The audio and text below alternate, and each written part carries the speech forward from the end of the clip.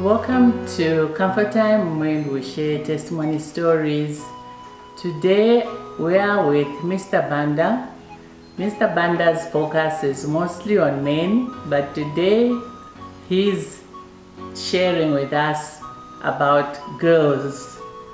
That's very interesting and very welcome. So, and this is vis-a-vis climate change. Mr. Banda, welcome to Comfort Time. Thank you so much. Okay, so Mr. Banda, today we are sharing the impact of the climate change on girls mostly. You have been moving around sensitizing the men, and you have seen some of the challenges that the women and girls are facing.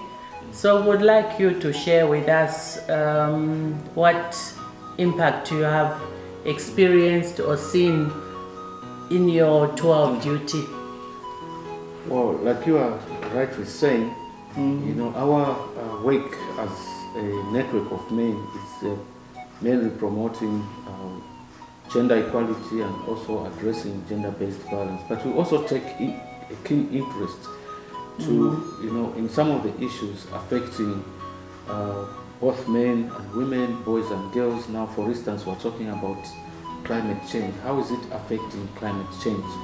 And in our work, we've seen that, you know, this has got an adverse effect on girls, especially.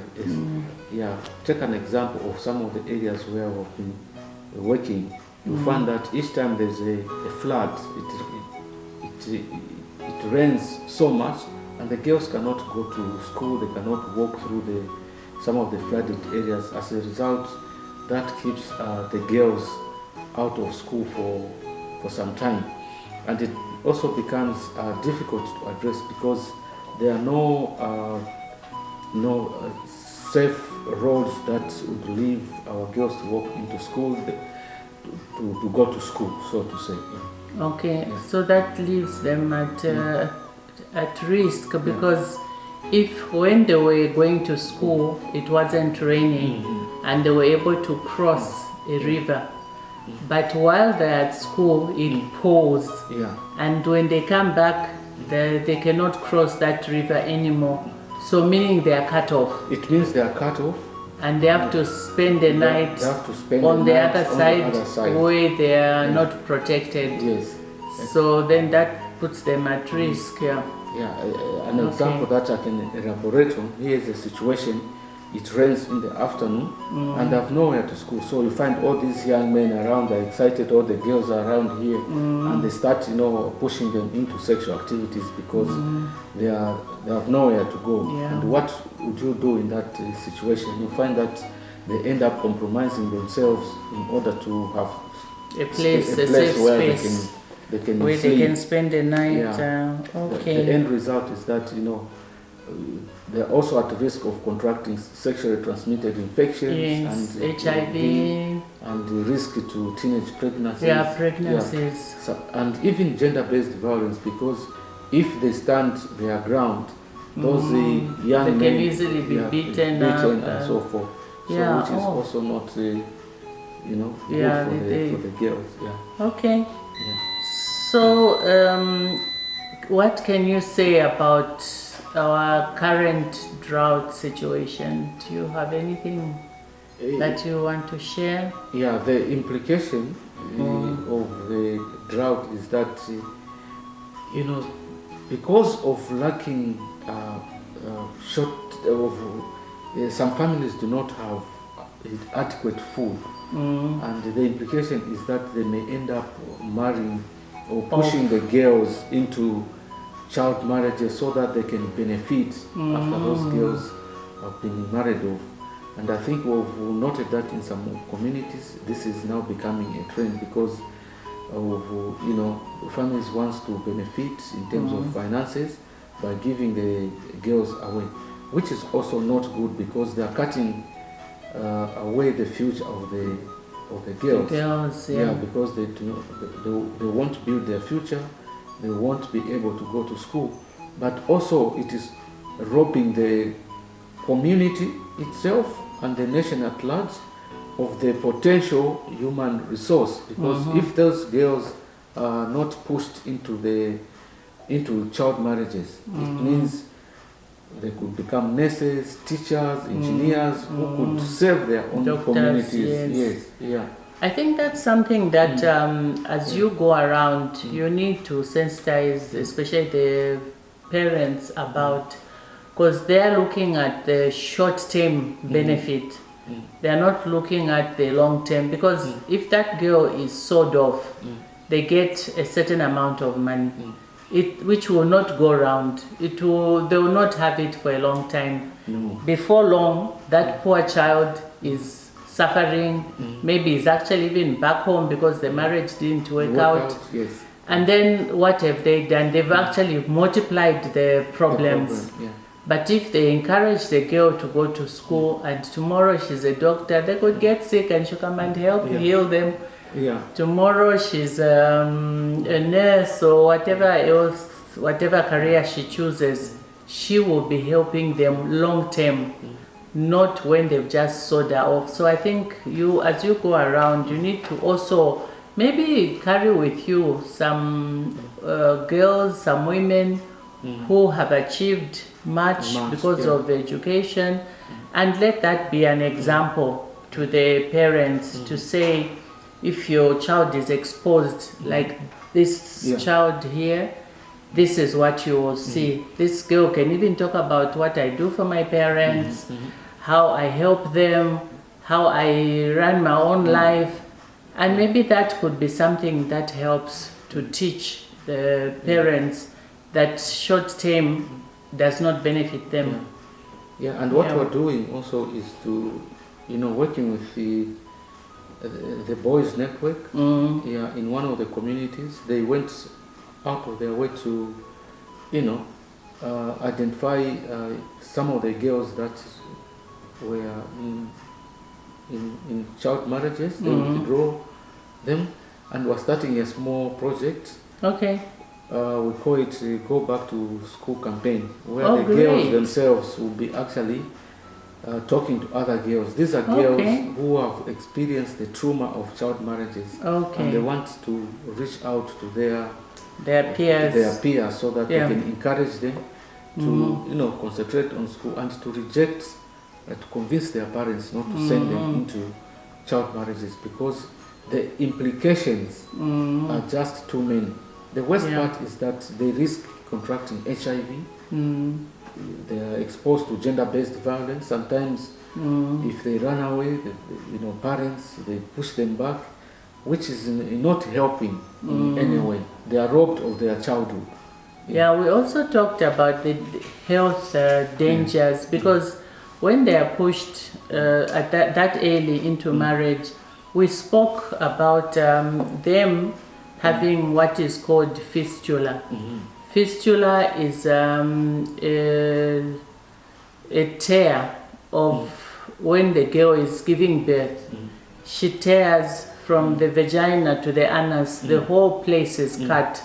So now it means that she starts removing the feces, the urine, everything comes out at the same time. And then she starts to rot because the place is not healing. So in most cases, they will put that child in a secluded area and she's treated like an outcast. Help is available, like explained. When you take that child to the hospital, they're able to sew the child back. So it would be nice that you also sensitize the men and women that should they have a child who has been victimized like that and who is suffering through no fault of her own, they should rush her to the hospital. Hospitals are able to help and to sew back separately the two places. So it's really up to the parents to understand and appreciate the beauty of having a child who went to school and is able to take care of herself and also take care of them. So when we're talking about the effects of climate change, it doesn't only affect the environment. It has got multiple effects even on human beings. Human beings and Because animals. and animals, And because certain activities, families, the community would develop certain behaviors that actually hinge on each other. Now we're talking about the implications of the environment, the climate change on children, girls who are more vulnerable to gender-based violence. Now there's another form of situation that the country has to deal with. Families have to get rid of, push their children into marriages, but the implications now are many too much and negative. And if we don't address that as a country, it means we are sending our children into very dangerous situations. Where even ourselves, where we end up losing out, because if you have 10 kwacha today, you go and get drunk, you are back, tomorrow you still want to drink. Where would the money come from? You already sold your child. But if your child is gaining some income, she would be able to say, okay, I'll give you so much today, I'll give you so much tomorrow. So that is continuous. Okay. So we are reaching out to communities to alert them about this potential danger. Our members on the ground are actually talking to parents about the implication of all these challenges and how best they can address them. The remedy does not lie in pushing our little girls into child marriages. The remedy lies in finding alternative way of raising income. Because we've seen that most of the families depend on rain-fed agriculture to generate an income. But now I think it's also important to get into other alternative income types of, generating money to enable the family survive. Yes, I think as you sensitize them, now we have alternatives. We have CDF, Constituency Development Fund, which is supportive of many ways of surviving. Whether you want to go into farming, whether you want to do other types of businesses, all you need to do is have a proposal, you go there and you'll be supported. So there's no need of looking at a child as an answer to your financial woes. No, you can do something that even includes the girl child, and you benefit continuously for the rest of your life, rather than having something once and then it's taken away from you. So I think it should all be in the way that you package your sensitization. Because there's more to gain from doing something as a family, as a couple, even individually. Okay. No, we'll be waiting to hear what how things are going. We hope that the girls are listening, and I'm glad that you have looked at the angle of using their peers, because when you get the girls who have gone through it, they know the pain, they know the loss of their own dignity, the loss of of time, the time they wasted being in a marriage that was not going anywhere. They'll feel that they are better placed to explain to their friends, to say there's no benefit in getting married at a young age.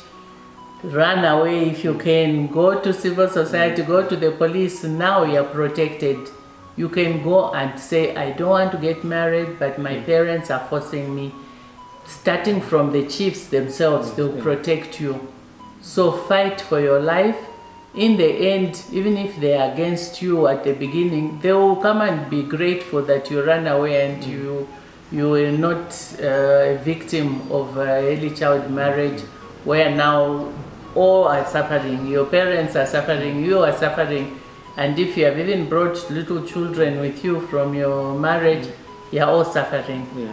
So that can end, and it all comes with having knowledge. It said my people are suffering for lack of knowledge. So give them the knowledge they need. Yes. Okay. Yeah. No, thank you so much, Mr. Banda. Thank you Please so much continue. Continue with the good work.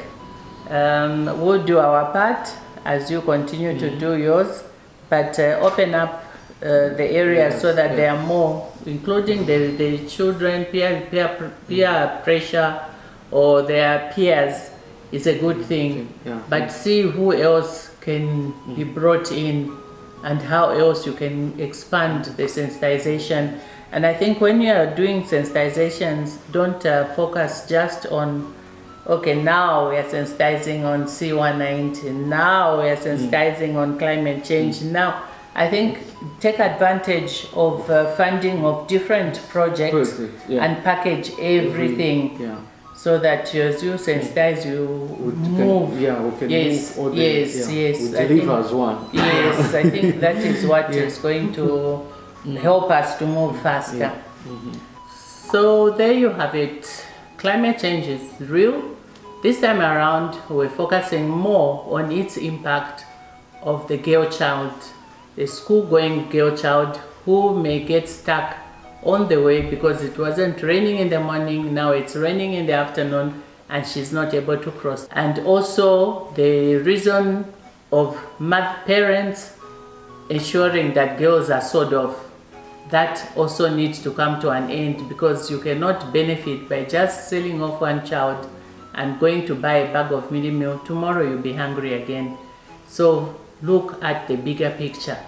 Let the child go to school so that she's educated, she's a doctor, she's an engineer, she's a lawyer, and she's able to look after you long term. So thank you very much. We've done our part, we've given you the information. Do your part by sharing the information. Men's Network has done their part by sharing with us. So please, let's all work together to make Zambia great. Comfort Time continues. Remember to give us a thumbs up. If you haven't subscribed, please do, and continue to share. Comfort Time continues. See you in the next video.